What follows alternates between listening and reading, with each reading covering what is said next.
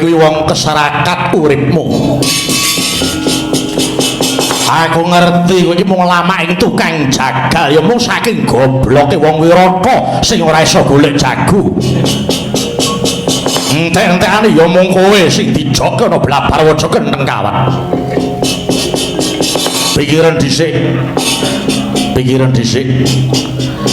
Yen nganti kowe mengko mati ana ing blabar waja kenteng kawan, apa kowe ora mesake wong tuamu? Sing ngiringno wengi gegadang anake karep ben bisa mukti wibawa ning entek-entekane malah kelangan nyawa. Pikiran. Yen kowe gugu kandhaku mara diage kowe manuta. Kowe tak ajar etok-etok kalah wae. Ngerti? Kowe etok-etok kalah. Mengko yen kowe etok kalah kanthi tatoan Burmana, Prabu Matsupati lunga saka Wirata, Kakang Kincaka sing dadi ratu, kowe arep njaluk kelungguhan apa? Tak wujuti apa kowe pengin dadi Senopati? Ya, kelakon. Ning ya kuwi kowe manuta karo aku. Kowe etok-etok kalah wae. Nadyan to aku iki rekoso uripku nanging ora epeh bebudenku.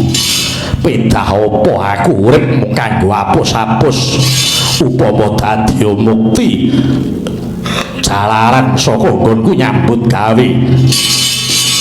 Ora teges aku iki apus krama marang negara sing wis ngayomi marang Bilawa. Kepara kowe manuta aku wae, mumpung kowe durung tak beleh kaya kebu sapi sing ana pejagalan, kowe bali yo. Wah, edian. Wah, ngabangke kuping. Sajae ora kena taeman para maju remet dadi klareng epek-epek.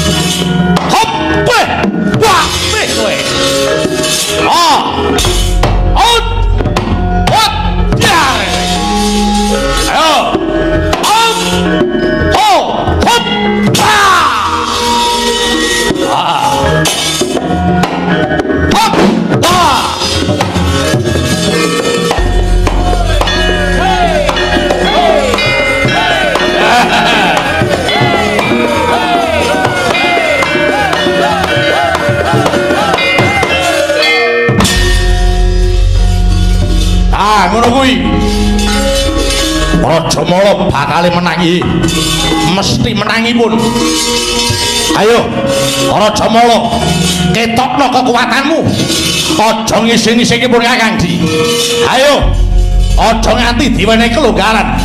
Disuk terus jago Sawirata. Ayo, para Jamala, cucukno lemu mangan. Ketokno kekuatanmu.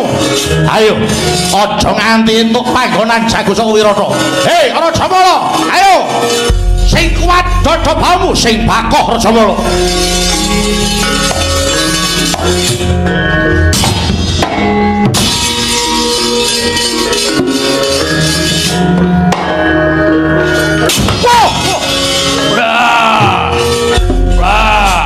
Hop, lo. Weh, wah, aku.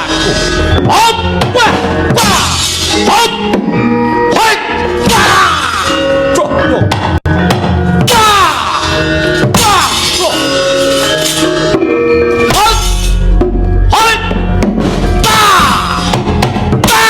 Yo.